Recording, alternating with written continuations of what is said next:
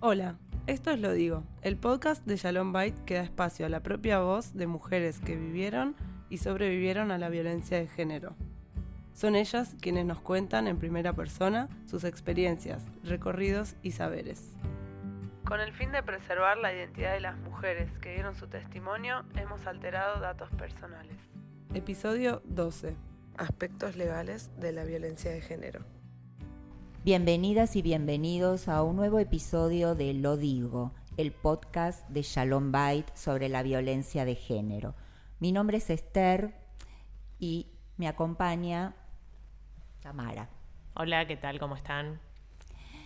Hoy vamos a hablar sobre los aspectos legales de la violencia de género a partir de los testimonios de Juliana, madre protectora, y Elena, que han pasado por los grupos de Shalom Bait.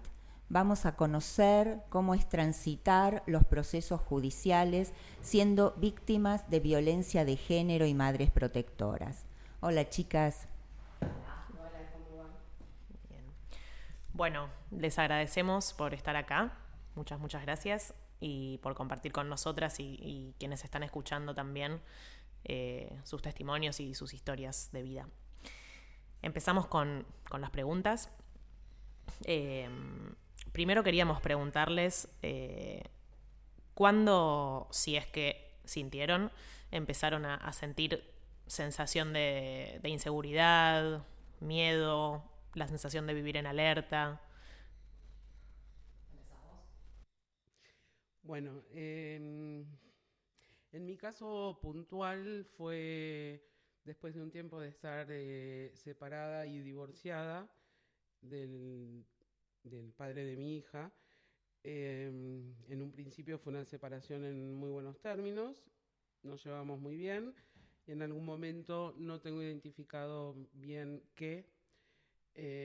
Comencé, digamos, a recibir muchísima violencia psicológica, sobre todo eran amenazas muy fuertes por WhatsApp, por mail y eh, digamos que ahí fue donde comencé a sentir temor por mí, por mi hija, hasta dónde podría llegar o no llegar todo lo que decía o prometía hacer, digamos.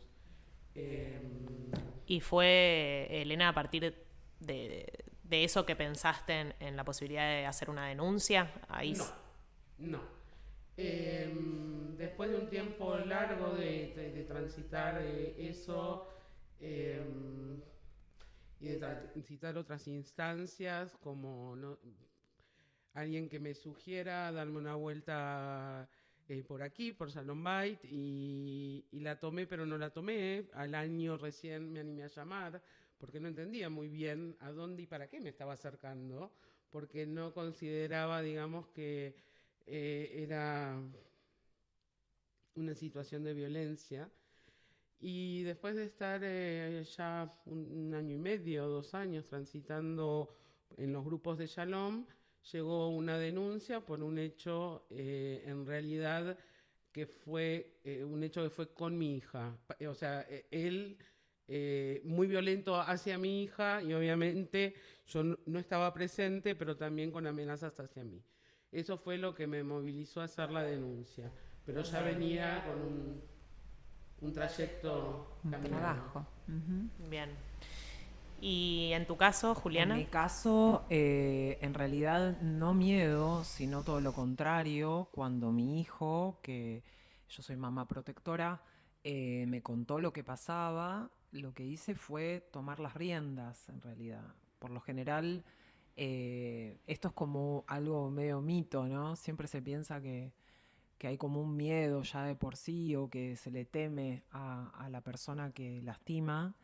Y no, todo lo contrario, creo que me salió del alma todo lo contrario. O sea, se me generó como esta, esta personificación de leona y me podía comer el mundo para hacer justicia por mi hijo. Entonces, de ninguna manera tuve miedo, ni en el proceso, ni haciendo la denuncia. Lo que sí sentía que mucha certeza en esto de querer resolverlo.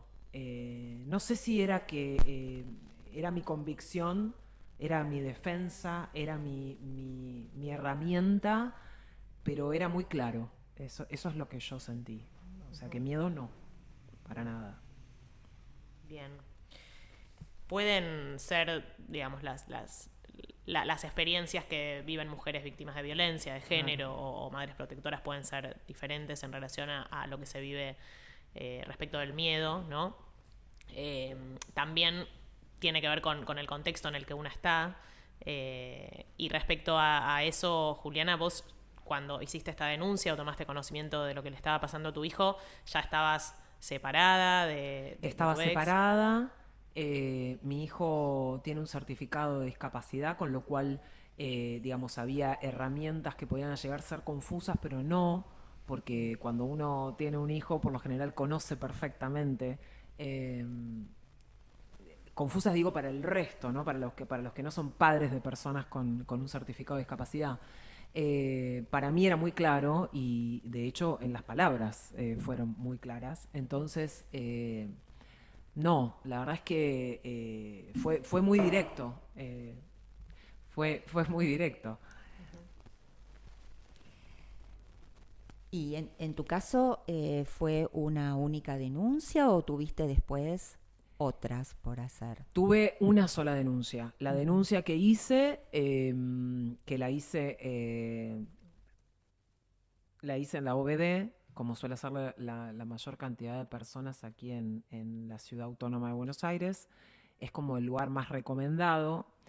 Fue una denuncia única, la recuerdo, creo que todas las madres protectoras recordamos esa denuncia, la primera sobre todo, para mí fue la primera y la única, porque es muy hostil el espacio donde se denuncia, muy hostil el espacio... ¿El espacio físico te referís? El espacio físico donde te sentás para hacer la denuncia es como un espacio donde te echa básicamente el cuerpo, donde no podés relajarte, donde si bien hay una mesita con tés y cosas, la sensación es que te las pueden tirar por la cabeza todo eso, porque no hay gente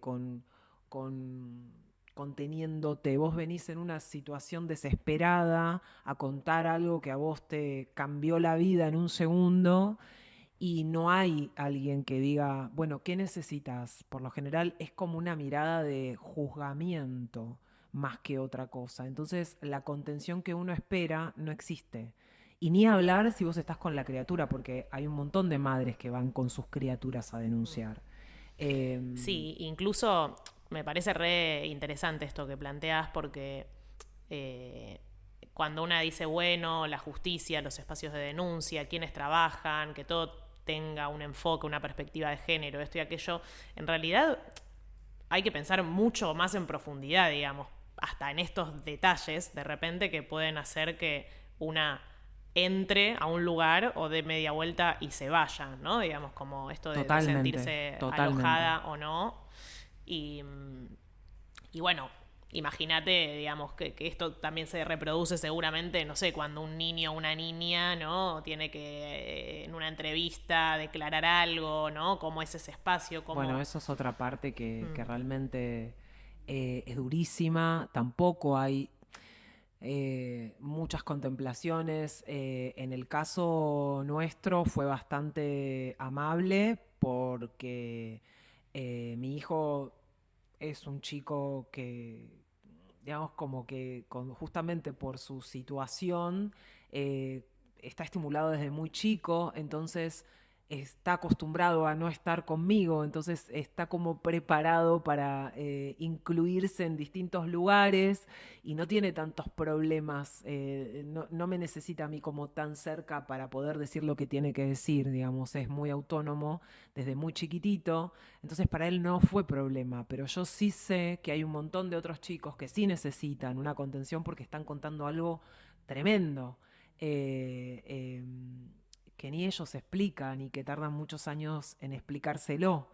Entonces, me parece que la justicia no está ni cerca de entender esto que estoy diciendo, ni de entender a las víctimas, ni de entender a los familiares de las víctimas, ni de entender que el tiempo es clave, ni que las veces que uno dice las cosas son importantes. Hoy se habla muy livianamente de un abuso y se desdice y se dice y no se entiende el peso y el tesón que puede llegar a tener para una persona semejante hecho. Sí. Y hablando, digamos, de esa experiencia de denunciar, en tu caso, Elena, ¿cómo fue? Muy distinta a la que estaban contando. Entiendo que es así, como decía Juliana, porque la mayoría de las personas con las que he compartido o he escuchado relatos se acercan mucho más a lo que vivió Juliana que a lo que viví yo. Lo mío particularmente cuando, digamos, llegué al OBD más o menos con una canasta preparada, porque me dijeron llévate para tomar, para comer, vas a estar 20 horas. La verdad es que en menos de 2 horas salí. ¿Pero eso quién te lo había dicho? ¿De que vas a estar 20 horas? En general, lo que escuchaba de pares. Ah, porque vos ya estabas participando de un grupo y ahí circulaba cómo era esto de la experiencia de denunciar. Y siempre era como mucho más cercana a lo que contó Juliana que a lo que yo viví. Entiendo que quizás fue algo extraordinario lo que viví, me tocó, no sé, ese día la OBD estaba iluminada, no sé realmente, pero entré y salí, me sentí, a ver, estuve tensa en el momento del relato porque te dicen, digamos, que no podés ciertas pautas para hacer la denuncia, cuestiones técnicas que hacen por ahí que uno no pueda relajarse al hacer la denuncia. Pero no he sentido realmente un ambiente hostil, me tocó evidentemente un equipo bastante empático. Tampoco es que, digamos, han abrazado la situación, entiendo que ellos tienen que también poder mantener cierta distancia con el denunciante. Distancia no quiere decir, digamos, todo lo que Juliana relató o he escuchado a muchas mujeres relatar, pero realmente mi experiencia fue buena. Estando ahí vi mamás que venían con chicos que no tenían dónde dejar a sus chicos y había el equipo que habitualmente como de juego, no sé, no estaban, una parte del equipo, de otro equipo que no estaba tomando una denuncia, le dieron juegos, algo para dibujar, le dieron de tomar mientras la mamá denunciaba. Esto es lo que yo viví esas 2 horas que estuve en la OBD. Entiendo que no es lo más habitual, estoy convencida de eso porque realmente escucho muchas otras experiencias absolutamente distintas a la mía. Y en tu caso, ¿te dieron medidas? ¿Cómo siguió? Inmediatamente, para mí y para mi hija. ¿Qué medidas te dieron? ¿De prohibición de acercamiento? Exactamente. Okay. Para mí y para mi hija, bueno, después con el tiempo, lamentablemente, sin ningún tipo de miramiento, ya, digamos, la jueza levantó la medida para con mi hija, sin jamás citarnos ni a su padre, ni a mi hija, ni a mí, ni a hacer pericia, ni nada. Un día la levantaron. Y la mía siguió. Siguió por 2 años hasta que él pidió que se levantara y que esto hace no más de 2 meses y realmente no tuve cómo argumentar que se mantuviera porque él la cumplió. Entonces no había cómo pedir que esa medida siguiera. En todo caso, espero que no se volverá a denunciar, pero hasta ahora por suerte, yo elegí seguir con mi propia perimetral y aparentemente el señor también, y estamos muy bien. Okay. No hay acercamiento. Bien. Y Juliana, en tu caso, cuando denunciaste, ¿se activó el sistema de protección Enseguida. para ustedes? Sí, eso sí. Para enseguida. los dos, para vos Para también. los dos, para mi hijo y para mí. Sí. Sí, fue inmediato y después se renovó, se fue renovando. Pero sí, de movida fue enseguida. Y la verdad es que no hubo problemas con eso. No hubo ningún acercamiento de ningún tipo. No tuve botón antipánico. Nunca tuve la necesidad tampoco. O sea, no. ¿Y sienten que estas medidas que tuvieron fueron efectivas o tal vez hubieron etapas de esa efectividad? Tal vez en un primer momento sí, porque bueno, se habrá interrumpido el contacto, ¿no? con los agresores. ¿Cómo vivieron esto? Yo la verdad es que no tuve necesidad de volver a pedirlas. Sí siento que depende mucho el caso. O sea, en el mío no era necesario. O sea, a mí se me ocurre que hay un montón de gente que sí necesita, porque hay gente que se acecha, o sea, está persiguiendo a las víctimas. Y, digamos, en los grupos en los cuales he estado ha habido muchos ejemplos de personas que se acercaban, que aparecían. De hecho, conozco varios que los han perseguido por el país, como para que te des una idea. Y eso habla de que si eso sucede es porque pueden. Eso quiere decir que la justicia falla. Porque si pueden hacer eso es porque la restricción no es completa. Porque si esa persona puede acechar, puede ir a los lugares donde van las víctimas y puede meterse, es por algo. Sí, igual entiendo, perdón, que una cosa es, digamos, una medida perimetral y otra cosa es una custodia. Digamos, la perimetral simplemente le dice a una determinada persona que no puede estar, no sé, a 300 metros de la otra. Si esa persona la viola, digamos, lamentablemente, si viola esa perimetral, lamentablemente uno lo que debería hacer es volver a denunciar. Distinto es una custodia. Entonces... Una consigna policial, decís vos. Por ejemplo, entonces, o sea, obviamente que la justicia falla en millones de cosas, te diría casi que en el 99,9%, pero en esto puntualmente son medidas distintas, digamos. Si simplemente es una perimetral y la persona sigue hostigando en otra provincia y demás, porque esa persona tiene la libertad de moverse. Lo que no puede es acercarse, un ejemplo, a 300 metros de la víctima. Pero sí te puede poner un cartel mencionando su existencia y hablándole a la víctima.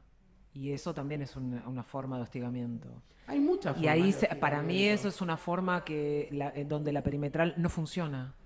Porque vos estás hostigando a una persona que sale del colegio, por ejemplo, ve un cartel gigante que dice te quiero desear feliz cumpleaños y qué sé yo, y vos estás hostigando a esa persona que atacaste en alguna vez en tu vida. Y eso es una restricción que no se cumple de alguna manera. Lo que dice acá Elena, me parece que es apuntar a que eso que se logró hacer y que es una transgresión a la medida, puede ser denunciada como tal, como transgresión de la medida y demás. Pero tomando lo que estás diciendo, Juliana, vos apuntás a que el daño se produce igual. Exacto. Porque... no lo pongo en tela de juicio. Claro, sí, están como señalando aspectos diferentes. Pero esa es la razón por la cual yo señalo la cuestión de la contención.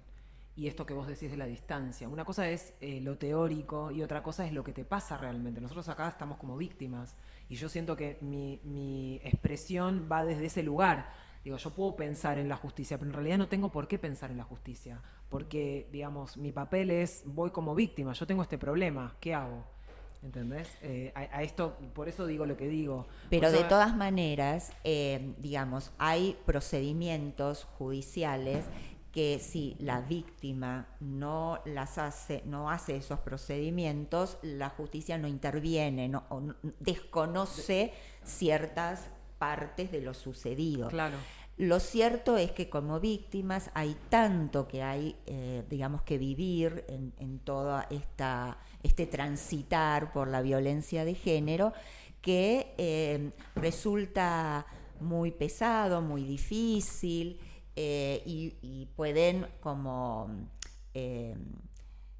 digamos, sentir por momentos que, bueno, otros deberían ocuparse porque una ya no puede tanto. No Pero puede bueno, más, hay momentos sí, en claro, que uno no puede más. claro. Y esto lo entiendo. Claro. Sí, incluso pensaba mientras las escuchaba que hay, y pensando también y hablando de las fallas, ¿no? El 99,9% que decía acá Elena, de cómo funciona el sistema judicial, que ustedes acudieron buscando protección, ¿no? Y lo que ocurre, porque a veces no es tan difícil, ¿no? Aunque a veces sí, obtener medidas de protección. Lo que pasa es que para que esas medidas de protección sean efectivas, ¿no? Que a esto iba la pregunta, se supone que, bueno, digamos, el sentido común, al menos a mí me dice que quien tiene que velar porque eso sea efectivo y que porque se cumpla es el mismo Estado, el mismo sistema que te otorga esas medidas. Lo que termina ocurriendo es que las mismas mujeres, las mismas víctimas, para ellas y para sus propios hijos, tienen que ir y denunciar cuando eso se incumple, digamos. Y es de nuevo otra vez eso. Y, a ver, incluso nosotras acá desde Shalom también alentamos a que eso se haga, que lo hagan, en realidad que, bueno, lo hagan ustedes o sus abogadas, abogados, porque es el mecanismo que existe, digamos, si es dentro de lo posible lo que hay que hacer, pero está mal, digamos, como otra carga más. Y incluso cuando se denuncia, tampoco es que recae una sanción muy grande o algo que hace que ese incumplimiento no se repita. Le sumaría el expediente, digamos, más que otra Sí. cosa. No es que... Al Y eso es expediente, una antecedentes y demás. No es que, digamos, sea gran cosa. Yo quería agregar algo que recién estaba pensando, que a mí, por ejemplo, lo que en su momento, lo que me ayudó el tener una perimetral fue poder pedir ayuda a otras personas. Avisarle a un encargado y a su esposa que tenía una perimetral y no podía acercarse a mi casa, a mis vecinos, a los comerciantes de años que soy clienta de la cuadra, a mis amigas. Entonces, digamos, si uno no tiene a veces una herramienta legal, el otro tampoco tiene cómo ayudarte a cuidarte. Y acá, digamos, es la herramienta legal que a mí me ayuda como víctima ciudadana a poder involucrar a otros a formar una red, digamos. El otro, si no sabe que esto está, difícilmente el encargado le diga no entres al edificio, ¿no? Ejemplo. Entonces, el hecho concreto de que esté una denuncia, a mí particularmente me ayudó a eso, inclusive los primeros días avisar. Estoy llegando, entonces hacía un recorrido por los paliers o me esperaba en la puerta del edificio, digamos, ciertas medidas de muchísima empatía. Me encontré, realmente fue sorprendente, sobre todo voy a rescatar la figura del encargado y su esposa, y de algunos vecinos del piso, que fue realmente muy valiosa.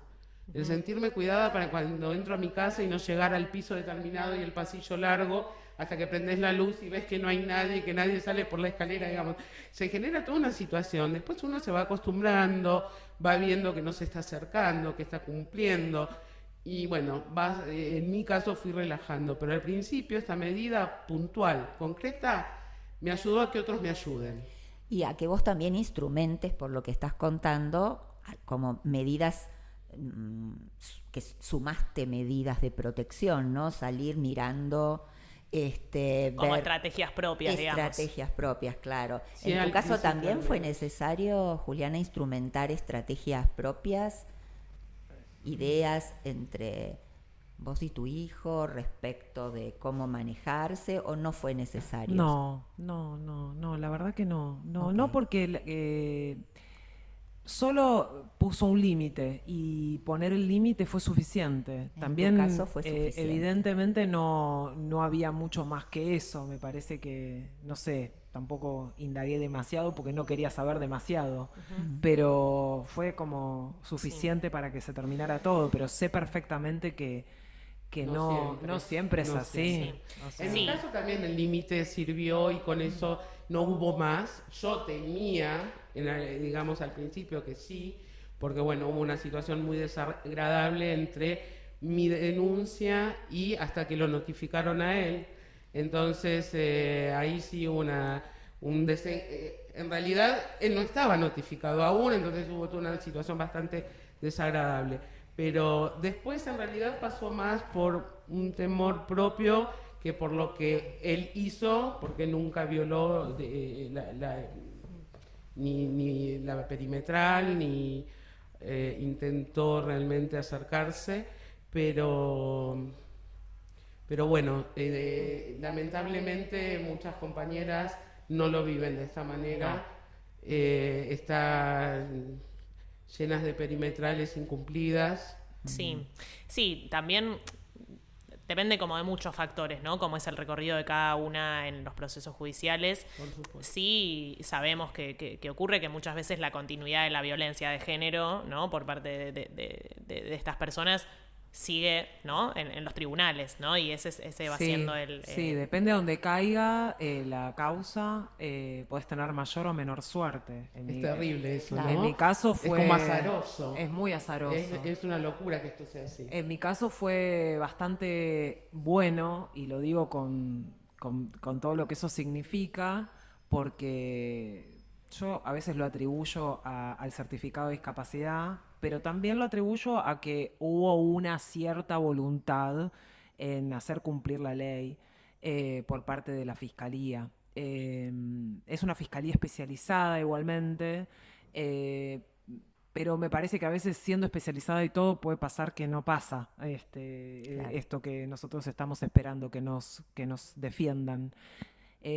Aparte hay otra cosa que quiero señalar que no me parece menor. Digo, hay un montón de gente que denuncia, que es madre protectora, que vive violencia de género, que cuando se hace la denuncia no tiene ni la menor idea ni qué es un fiscal, ni qué es un abogado, ni qué es un perito, ni qué... Entonces, en el proceso de todo esto que estás viviendo, que a la vez tenés la cabeza estrolada porque te pasó algo terrible o le pasó algo terrible a tu hijo, tenés que aprender quién es quién, para qué sirve, qué te conviene hacer, con quién hablar, con quién no hablar, a dónde acercarte. Muchas veces tenés que hacer la tonta con la justicia misma para poder avanzar en determinados caminos.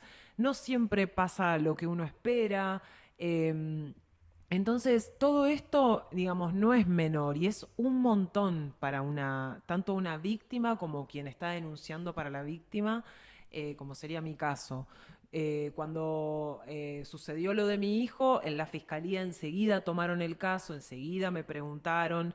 Hay otra cosa también que sucede que no es menor cuando vas a declarar a la fiscalía, es que vos te sentás en la fiscalía y hay un montón de personas alrededor tuyo que escuchan tu testimonio. O sea, no es que hay un espacio para que vos hables Íntimo. tranquila, íntimamente, para decir lo que te está pasando, para que te puedas descargar, para poder contar cosas que hasta te pueden llegar a generar cierto dolor, pudor. No, vos estás hablando y hay por lo menos personas pasando, uno diciendo, che, pásame el café. O sea, es un espanto eso. O sea, y eso es todos los días en todas las fiscalías. O sea, no es algo que... y me parece que no es menor decirlo. Es importante. Es sumar maltrato, ¿no? A todo lo que la víctima está pasando. Claro, Sí. y así todo rescato, digamos, lo que pasó con la fiscalía, porque enseguida buscaron el caso. También hay otra cosa importante, que yo decidí no tener abogado querellante, y definitivamente quien defiende a mi hijo es el Estado. Entonces, para mí esto tiene mucho peso lo que estoy diciendo. Para mí la confianza que yo le estoy brindando al Estado es muy grande. Entonces, siento que quizás podría ser lo mejor. Podría ser lo mejor. ¿Y por qué no soy querellante? Básicamente porque, por lo general, cuando uno empieza el derrotero de la justicia contratando abogados, ya de movida, así todo, si vos tenés gente conocida, tenés que pagar muchísimo, pero muchísimo dinero. Y por lo general, las madres protectoras no tienen dinero, no son todas sostenes de familia, quizás están yéndose de un espacio que comparten o que donde hay un matrimonio y entonces están llevando adelante la casa y por ocuparse de los hijos tal vez no trabajan todo lo que trabaja la pareja y entonces digamos, hay una situación económica que no está contemplada. No es fácil tomar la decisión de contratar un abogado. En mi caso me recomendaron no hacerlo. Los chicos, que son las personas que fueron abusadas o que les pasaron determinadas cuestiones de violencia, no tienen abogado. O sea, los niños no tienen abogado, no hay un abogado del niño, no existe esa figura. Si bien entiendo que está legislado o está pedido o es algo así, no existe esa figura. Entonces, si yo fuera una mala madre o si fuera una mala madre y un mal padre, ese chico quedaría en veremos. Es mucho lo que hay para mí, digamos, en el sistema judicial para reflexionar y para pensar. Igual vamos a aclarar que sí existen abogados del niño, son figuras que se incluyeron en los últimos años, pero también es limitada la posibilidad. La posibilidad. Y también tienen que ser niños con determinada edad y determinada capacidad para que puedan ser los defendidos de estos abogados. O sea, un niño pequeño no podría. Bueno, a mí un abogado del niño me dijo, no tengas querellante directamente. O sea, me lo dijo directamente. Para las personas que son madres protectoras, siempre hay que ganar el tiempo, hay que ganar tiempo, hay que lograr que los chicos crezcan, que puedan hablar mucho más de lo que hablan, que puedan hacer el blanco-negro con la realidad y empezar a entender qué es lo que les pasó y empezar a sanar. Sí, y es para también diferenciar, Juliana, estás hablando, bueno, del fuero penal, obviamente, ¿no? En relación a esto del Estado como representante, ¿no? de la defensa de tu hijo. Y bueno, en el caso de Elena, no, el ámbito civil, y ahora te damos la palabra también para que nos cuentes un poco tu experiencia con abogados, ¿no? y ese recorrido.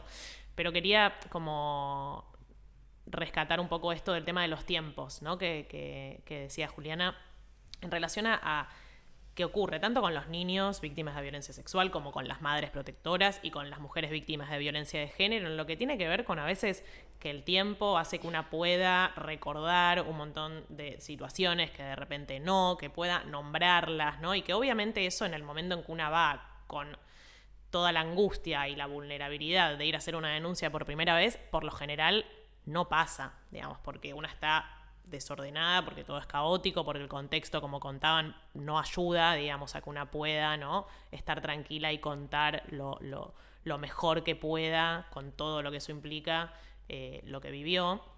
Y también muchas veces con lo que nos encontramos acá en Shalom es que, bueno, que de repente hay mucho más para seguir contando y de repente la justicia no te brinda fácilmente esos espacios para seguir contando, ¿no? O es con un escrito o cuando se puede o pedir una audiencia, ¿no? Y esto de los tiempos de las víctimas y los tiempos de la justicia, ¿no? Como algo que va tan a contramano y que, bueno, en todos estos niveles me parece como muy importante.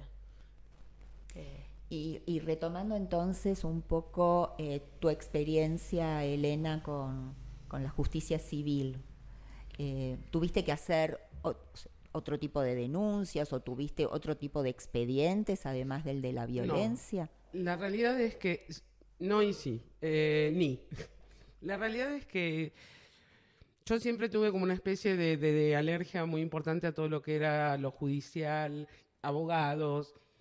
Nunca, digamos, quería involucrarme en todo ese mundo. De hecho, cuando yo llego a hacer la denuncia, yo ya, como conté anteriormente, tenía un trayecto en Shalom y quiero decir que no es lo mismo llegar a hacer una denuncia habiendo ya escuchado a muchas compañeras, estar siendo contenida y apoyada todo el tiempo por WhatsApp, tanto por Shalom como por mis compañeras. Creo que fue una denuncia distinta a la que viven muchas. No es lo mismo cuando uno ya lo viene transitando que cuando vos llegás a un espacio como este después de la debacle absoluta. Yo hasta ese momento me manejaba todo por mediaciones que obviamente ya no estaban dando resultado, pero yo no quería llegar ni siquiera a un juicio de alimentos. Cuando me encontré en esta situación que tuve que denunciar, la medida fue tomada con mi hija por 4 meses. Es muy loco porque yo denuncié algo que le había sucedido a mi hija y a mi hija se la levantan a los 4 meses y a mí la medida me duró 2 años, ¿no? Como poco lógico todo suena, ¿no? Nada lógico, absolutamente agarrado de los pelos. O sea, nadie le echó, evidentemente, nada. Y ahí no me dio una intervención de tipo evaluación. No me dio nada. Del grupo familiar. No me dio nada. Nada. Un día me llama la abogada y me dice, le levantaron a tu hija la restricción. Bueno, ahí aparece esto de cómo la justicia, que lo vemos una y otra vez, busca como prioridad que continúe el vínculo paterno-filial, ¿no? Digamos, como si fuera algo que va por fuera del contexto de la violencia de género. Claro, pero digamos, sin evaluar nada fue, o sea, no hubo ningún tipo de evaluación. Obviamente yo denuncié previo a la feria de invierno. Yo creo que algo ahí, en el imaginario de los que me tomaron la denuncia, la fiscalía que actuó y demás, estaba algo de que nos queremos ir de feria. Pongamos una cautelar, nos vamos de feria, cuando volvemos vemos. Perdón. Y a los 4 meses se levanta esto y tampoco yo en ese momento hice nada para que esto siguiera, digamos, no apelé, no... era un proceso que habíamos vivido con mi hija y fueron los 4 meses más saludables de todos los años de vida que tiene mi hija en cuanto a nuestro vínculo. Y en esos 4 meses pudimos elaborar un montón de cosas, y si bien ella al principio se sentía segura, estaba conforme, de hecho fue ella quien me pidió a viva voz, mamá, denunciá. Fue como muy loco porque yo estaba previo a un grupo acá en Shalom y me llama la persona que estaba al cuidado de mi hija contándome lo que había sucedido, me pasa por teléfono a mi hija y yo no sabía cómo contenerla. Y me acuerdo que estaba con las coordinadoras del grupo, nos fuimos a otra oficina y me ayudaron a contener la situación en forma telefónica. Yo estaba acá. Fue como muy loco. Y al otro día fui a denunciar. Mi hija no sabía que yo estaba con altavoz, pero me iban guiando a cómo poder contener esa situación y contenerme a mí. De hecho, me quería ir a mi casa, elegí quedarme un rato, quedarme al grupo. Mi hija se había tranquilizado un poco, yo también poderme tranquilizar para poder llegar a mi casa con una mirada más clara. Y me fui por las ramas. A lo que iba es que esos 4 meses en que ella tuvo restricción fueron muy ricos para nuestra relación, y ya al final ella ya estaba extrañando a su padre y queriendo ver a su padre. Después de haber entendido ella un montón de cosas pese a su corta edad, entonces cuando llega esta noticia de que levantan la perimetral, yo no apelo, no pido, digamos, nada. Dije, bueno, ya está. Porque era viable pedir, dado que no había habido todavía una evaluación. ¿Cómo? Era posible. Era posible, claro que era posible que pedir que esto siguiera, pues no hubo nada, ningún tipo de evaluación para ninguno de los 3, o sea, nada, 0. Entonces, claro que era posible. Pero en ese momento elegí que no. Elegí con mucho cuidado que mi hija vuelva a vincularse con su padre, con el que tiene vínculo hasta hoy. Y después de todo eso, cuando pude rearmarme de toda esa situación, inició el juicio de alimentos que nunca había podido iniciar. Que siempre no, por la mediación, no, vamos por acá, no quiero llegar a esto, no quiero... ¿No?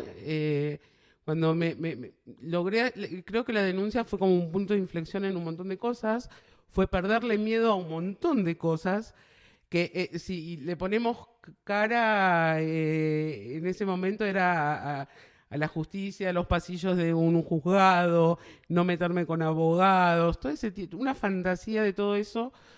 Y dije, bueno, no, pude dar este paso cuando pude estabilizarme, porque me llevó un tiempo. Después de la denuncia, dije, bueno, ahora sí voy por alimentos. Inicié y está en trámite el juicio de alimentos. Pero ya con otra tranquilidad, con otra filosofía. Sí, desde otro lugar con pocas expectativas, digamos. No es, llegó un escrito, me dio algo desfavorable a lo que yo esperaba y nada, apuñalarme, ¿no? O sea, las expectativas ya cambian, que siga su curso, que se ocupe la abogada.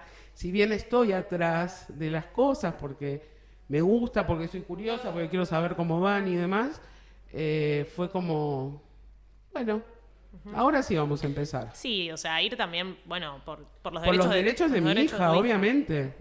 Obviamente, sí. Pues las mediaciones no estaban funcionando. Bien.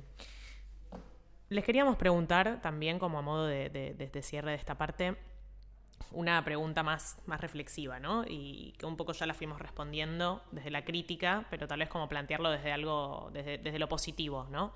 ¿Qué cambios creen que deberían hacerse en estos recorridos que los procesos judiciales nos obligan, ¿no? a transitar en búsqueda de justicia? En relación a esto, en relación a cambios con las medidas de protección, ¿no? Y lo que se ofrece y cómo se lleva a cabo. ¿Qué cambios creen que podrían hacerse? Voy a ser muy breve y la dejo a Juliana, que tiene bastante más experiencia en este recorrido que yo.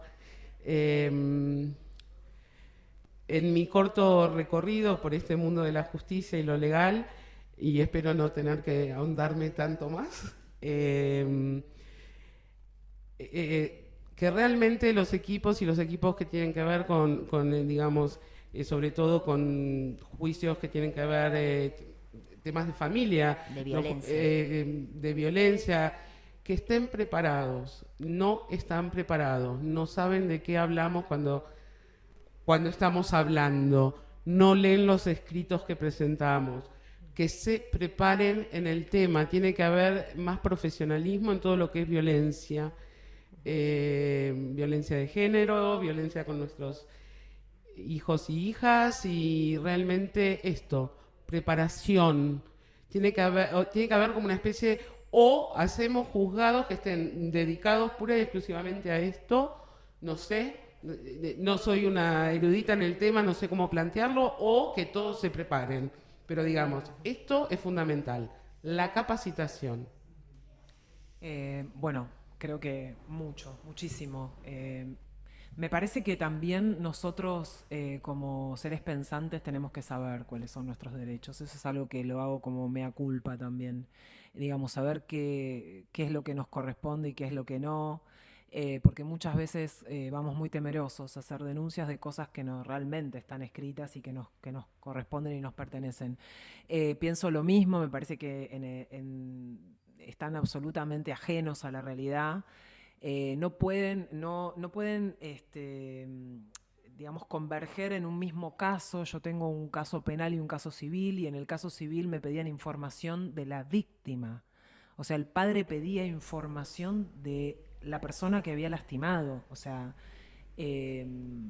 claro, en su calidad de padre, como si tuviera un derecho como si por tuviera, eso, claro, como si pudiera, cuando por otro lado en la causa penal estaba casi preso. O sea, era este no encuentro entre un juzgado y otro es inaceptable. así, creo que esa es la palabra, inaceptable. No puede ser, es inviable, no tiene lógica, digamos, es como decirle a un homicida dónde está su víctima, si lo puede matar. Es como muy brutal. O sea, esto de lo civil y lo penal es terrible, pero yendo a algo quizás un poquito menor, no se comunica la causa de Exacto. alimentos con violencia. Exacto. Incluso dentro del juzgado. Dentro del mismo, mismo dentro juzgado. del fuero civil, Sí. no se comunican, Sí, es va verdad. todo por vías separadas. Es increíble. Es Sí. increíble. Increíble. Es increíble también porque acompañando mujeres víctimas de violencia, lo que todo el tiempo vemos es que ese contexto se lleva puesta la vida entera, ¿no? Y no hay ningún ámbito que no esté atravesado por eso. Y de repente en la justicia pasa todo lo contrario, digamos. Hay un padre que, por ser padre, puede, como decía Juliana, poder saber qué hace, dónde está o lo que fuera respecto de su hijo, y no se le pone el contexto de haber abusado, ¿no? Lo mismo respecto de los alimentos. Si hay un contexto de violencia, ¿no? En el que probablemente, no sé, seguramente haya habido un montón de violencia económica también a lo largo de la relación, digamos, bueno, eso no se sabe porque es algo aislado, ¿no? Y es lo que pasa con... Van por dos los carriles, juzgados de familia. por cuerdas separadas, como Pero dicen, ¿no? perdón, pero hay otra cosa también muy importante que vos señalás como violencia económica. La violencia económica es violencia. O sea, Por que vos supuesto. no estés sosteniendo a la persona de la que sos responsable, eso también es violencia. Claro. Y eso está naturalizado como que, digamos, hay un montón de padres que no pagan y bueno, y es como lo común y está naturalizado como si fuera algo que está dentro de la lógica. Y no, digamos, no es así. Bueno, a mí me parece que aunar todas esas cosas son clave para llevar adelante un caso, para que se desenvuelva como corresponde y para que la justicia realmente sea. Si no, no es posible. O sea, siempre está sesgada por alguna cosa o por la otra. Exacto. No termina siendo justicia, porque es la pregunta que uno se hace en muchos casos. Digamos, el tiempo hizo que fuera justicia y no. Tanto tiempo, o sea, y además eso... No en nuestros casos, pero hay casos en los cuales se incide una y otra vez y esa persona vuelve a revictimizarse. Digamos, estas personas que fueron víctimas, además, en algún momento tienen que ir a declarar. Y muchas veces, por la inoperancia de los juzgados o de las fiscalías, tienen que declarar no solo una, sino varias veces, cuando está absolutamente contraindicado. Exacto. Digamos, hay muchas falencias y me parece que no solamente tiene que ver con, digamos, cómo es el sistema en sí, con lo económico, me parece que tiene que ver muchísimo con la voluntad de hacer las cosas bien, ni más ni menos que eso, ¿eh? Claro, pero es muy... a ver, no encuentro la palabra. Idealista, Es terrible dejar a merced de la voluntad de otros. es terrible. Claro, por pero sí. supuesto. Es Tiene que terrible estar eso. sistematizado el cómo debe ser. Exactamente. Y hay diferentes Esto interpretaciones, de- parece, también, del cómo debe pero ser. esto depende de qué juzgado te tocó. Si le Exacto. ponen más o menos onda, por decirlo de una Claro. manera, es terrible. Sí, también, digamos, como decimos, como hemos dicho también a lo largo de los episodios, de otros episodios del podcast, la justicia y las personas que trabajan en la justicia no dejan de ser eso, personas con su propia ideología, con sus propias creencias y parte, digamos, de un sistema que es este y que es el patriarcal todavía. Absolutamente. Entonces, digo, esto de la voluntad, a mí al menos me resonó como la voluntad de hacer algo distinto, ¿no? O de, bueno, poner en jaque algunas cosas, ¿no? Que como decía Elena cuando empezó a contar, bueno, que tuviste una buena experiencia porque seguramente quien te atendió tenía perspectiva de género, tenía una escucha más empática, Estaba capacitada. Sí, Estaba capacitada. igual también, más allá de la capacitación, fue vital cuando me empezaron a hacer preguntas, decir que yo ya estaba y pertenecía hace un tiempo largo a un grupo de Shalom Bait. En la OBD no desconocen la existencia, El obviamente, trabajo. de Shalom Bait, el trabajo de Shalom Bait, y creo, y lo sentí, y creo que me lo hicieron saber, en forma muy evidente, que como que estaba yendo de parte de una institución. No sé si aquella mujer que llega, yo no fui de parte de nadie, pero sí fui por montus propio, pero digamos, cuando ellos saben que estás en tratamiento y demás, o en terapias grupales, en una institución, no es lo mismo que aquella mujer que llega ensangrentada con el golpe, o al día siguiente, o a los 10 días cuando se decide a denunciar, y no hay atrás todo un trabajo. Yo estuve muy allanado todo eso, por el trabajo que yo ya venía haciendo personal y por las experiencias compartidas con mis compañeras. Entonces yo creo que, bueno, en la OBD, si bien encontré gente empática o preparada, no fue menor el dato de que venía ya trabajando esto en un lugar donde... Sí, probablemente no sé si fue tanto el que supieran eso como el que te dieran en acción con una actitud de explicar lo que te venía pasando. Quizás esto ya había sido como absorbido por vos, este entrenamiento en hablar y decir lo que viviste y ponerle nombre a las situaciones, ponerle nombre de violencia, ¿no? Cuando una tiene una actitud así, quizá eso es lo que impacta diferente, pero por supuesto que eso lleva tiempo y por supuesto que una puede llegar sin todo esto aún y ir, digamos, aprendiéndolo luego. Por supuesto, de hecho es la gran mayoría. Claro.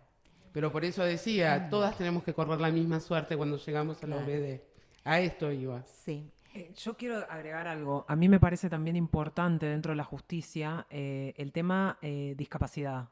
Creo que no está abordado como corresponde. Creo que las denuncias no se tienen totalmente en cuenta por el no poder decir. Creo que no hay gente capacitada para poder tomar una denuncia de alguien que quizás no puede hablar, no puede expresar totalmente de la forma usual que lo haría cualquiera. Como así también pensar que esa persona no está capacitada para poder decir lo que le pasó. Me parece subestimar, esto quise decir, subestimar a la víctima. Me parece que eso es muy, pero muy importante y eso hace que sí o no se haga justicia. Y una vez más caemos en la capacitación y en cuán capacitados están aquellos que toman una declaración a alguien con un CUD, digamos. Volvemos, de alguna manera volvemos como a la capacitación. Sí, la idoneidad. La idoneidad. Sí, exactamente. Sí, me quedo con esto que decía también, como una síntesis de lo que las dos proponen, ¿no? De los cambios en la justicia, de la formación y la capacitación que implica a todas las personas que se encuentran en ese recorrido y de la pelea por los propios derechos, ¿no? Como las dos cosas, porque en este contexto en el que vivimos ahora las dos cosas son importantes y una pelea que no es individual, ¿no? Y que ninguna hace sola, sino que se hace con las propias redes, con información, con equipos que acompañen y bueno, ese es el camino y seguiremos ahí peleando por ello y bueno, les agradecemos mucho, chicas, por todo lo que contaron y todo lo que compartieron, porque también esto lo va a estar escuchando un montón de gente que debe estar caminando y transitando lo que a ustedes ya les tocó y seguramente les va a servir o de apoyo o las va a impulsar y motivar a ir atrás de eso. Así que bueno. No se den por vencidos. Los mitos sobre violencia de género son creencias, estereotipos y prejuicios arraigados en la sociedad que se presentan como verdades y pasan a formar parte del sentido común popular. Estos conceptos justifican la violencia contra las mujeres, minimizan sus efectos y responsabilizan a las víctimas. Así, se convierten en barreras para la concientización sobre la violencia de género, para que las víctimas sean escuchadas y puedan pedir ayuda. Queremos romper estos mitos y transformar las barreras en puentes.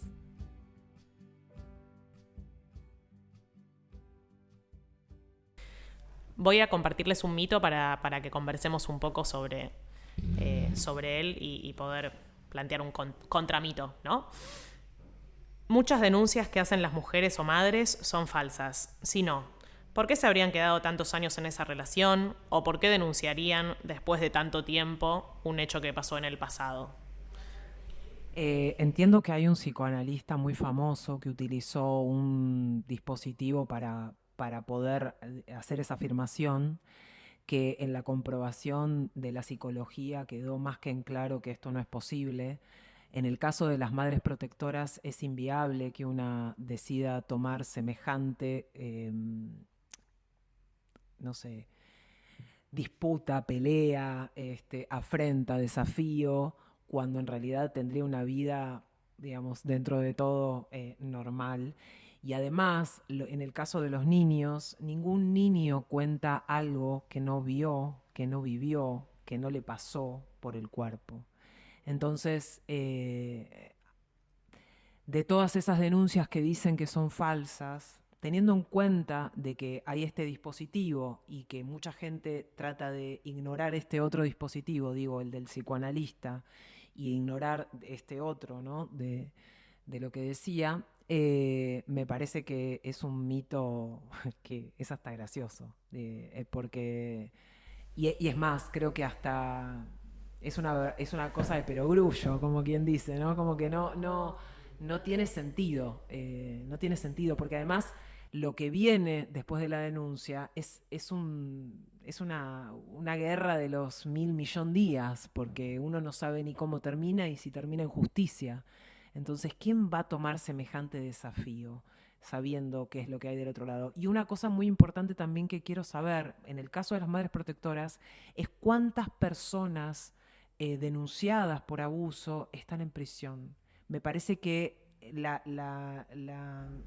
La proporción. Claro, la proporción tampoco puede dejar en claro que esto es así, fehacientemente.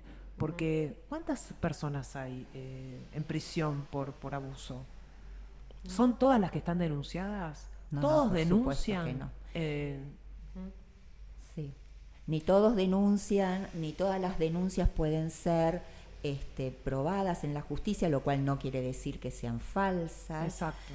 Sino que no han podido llevar a la justicia con los mecanismos, herramientas y procedimientos que tiene a decir esta persona denunciada ha sido responsable de estos actos. Pero tampoco pueden decir, afirmar en muchísimas de esas no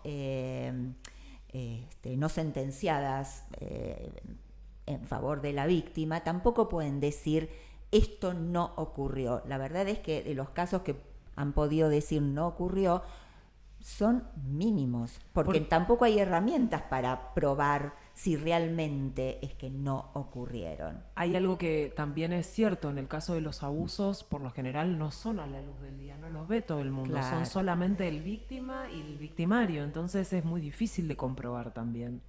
Y eso también hace que todas estas dudas y estos mitos tengan semejante publicidad. Sí, incluso la etapa de la retractación, ¿no? Muchas veces que los niños y las niñas atraviesan, que es parte del proceso de poder decir, de repente tener miedo o de develar este secreto que vos decías, Juliana, y en vez de entenderse como parte de un proceso que ese niño está haciendo, es algo de lo que muchas veces la justicia se agarra, ¿no? Para decir no ocurrió, afirmar esta falsedad. Y otra cosa también que me parece que no es menor, el abuso es poder, digamos, el poder, y el poder es ejercido, y ese poder es ejercido también, digamos, en el hecho en sí. Bueno, lo estamos diciendo, está siendo ejercido sobre esa víctima está amedrentada. Entonces, ¿cómo hace para defenderse tan fácilmente si es una persona con más poder que él para defenderse? Digo, esto también es como otra verdad lógica. Entonces, en ese contexto, claro, ¿cómo no? Imagínate una persona que no puede hablar, que fue abusada, por ejemplo. Imagínate. ¿Qué herramienta tiene? Si la justicia no tiene ninguna persona que pueda comunicarse o que pueda saber qué es lo que le pasó, cómo le pasó, en qué contexto, en qué lugar, qué día, qué hora, desde cuánto. Sí, sí, lo mismo con los tiempos, ¿no? Que también el mito que compartimos, que, a ver, si es un mito es porque circula mucho en la sociedad y porque se escucha un montón, ¿no? En distintos niveles, en distintos ámbitos.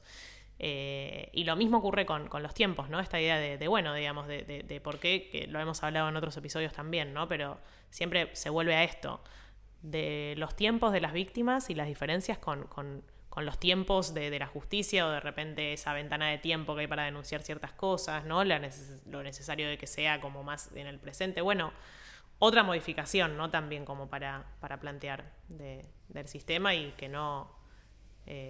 sí. No, o los tiempos del propio proceso también de la víctima, ¿no? Sí. No todas las víctimas identifican inmediatamente que son víctimas de violencia. Entonces, esto también me parece importante. Y no, clarísimo. Chapó, Juliana, muy claro con el tema del mito. Solamente quería agregar esto en cuanto a los tiempos. Uh-huh. La identificación de que somos víctimas. Yo creo que no fui ni la primera ni la última, pero cuando yo llegué dije, no sé qué hago acá, y después en el transcurso de los años, todas las que llegaban, o muchas de las que llegaban, decían lo mismo, pues ninguna llegamos sin identificarnos como víctimas, algo nos trajo y después fuimos, digamos, haciendo el proceso. Y sí, sumado a que víctimas suena como mala palabra para una que tiene ganas de ser activa en todo lo que hace, lo que dice, lo que transita. La palabra víctima está asociada a la pasividad, ¿no? Cuando en realidad las víctimas son sumamente activas, están intentando sobrevivir, ¿no? Sí. Bueno, gracias, chicas.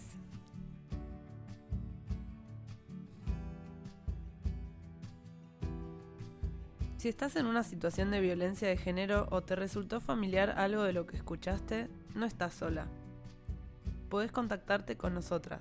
Hay salida de la violencia de género. Esto fue Lo Digo, el podcast de Shalom Bait. Cada testimonio, y todos a la vez, son muestra de las transformaciones, los caminos y las luchas individuales y colectivas en la salida de la violencia.